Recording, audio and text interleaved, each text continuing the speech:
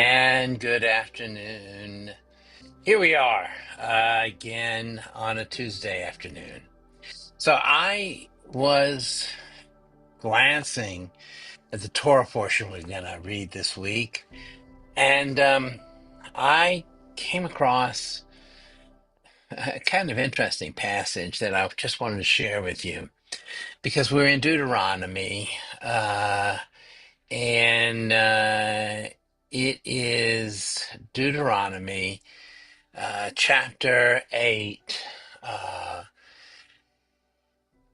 and it says in this chapter, um, God says to the children of Israel, you should observe all the mitzvot that I give to you today, and you should um, remember the journey that God has led you on for these past 40 years.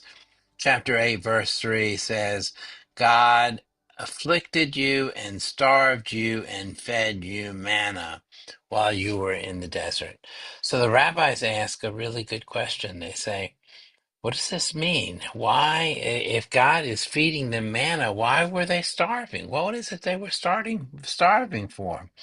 And one of the classical teachers of Midrash, Mendel of Raimanov, suggests that this manna that they were being fed certainly fed their stomach. It fed their hunger that was with them. But the manna did nothing to feed their spiritual desires, did nothing to feed the kind of spiritual hunger that resides in each and every person.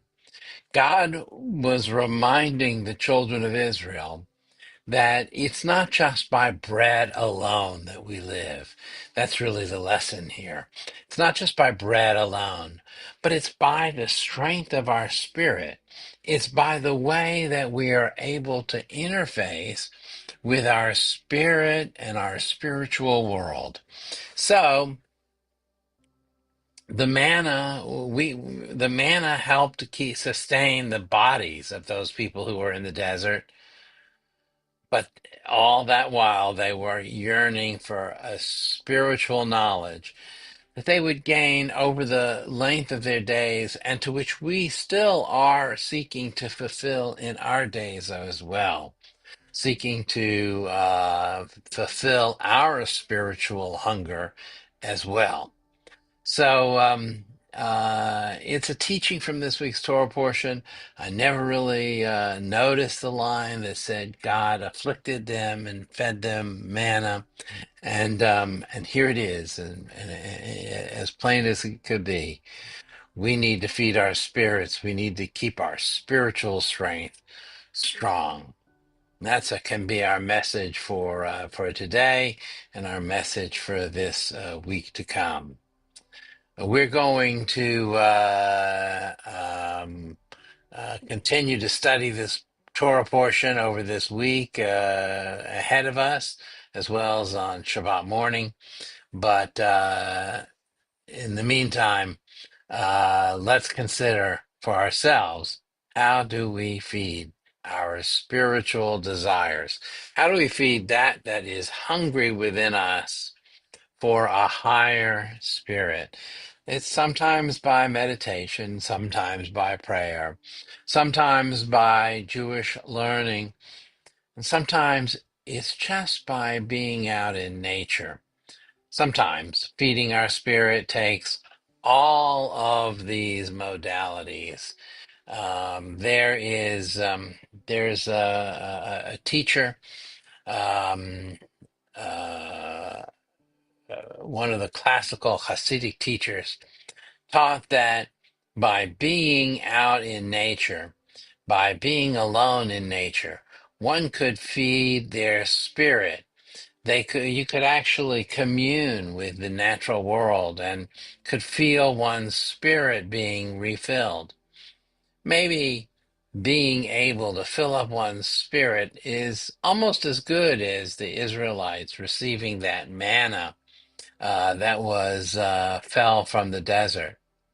There's also a teaching related to this little passage from the Torah, from Deuteronomy, and that is that the manna that fell every day in the desert wasn't just God feeding the Israelites. It was also there to train the children of Israel that each and every day they would need to refresh their spiritual lives. Each and every day they would need to seek a deeper kind of spiritual wisdom and kind of way of finding a communion with God in their lives. And so the manna was just training for that ahead of us. We'll conclude then with the mourner's kaddish as we always do. Yit gadal v'yit gadash shemei rabam. V'alma divra kirute v'yamlich malchute. B'chayechon v'yamechon v'chaye dechol beit Yisrael. B'agalav izman kariv v'imru amen. Yehi shmei rabam v'varach l'olam li'amei amaya. Yitbarach v'yishtabach v'yitbawar v'yitramam v'yitnaseh. V'yidadar v'yidaleh v'yidalal shemei d'kudisha b'riachu. Liela min kol birchata v'shirata tushbechata v'nechamata damiran b'alma v'imramein.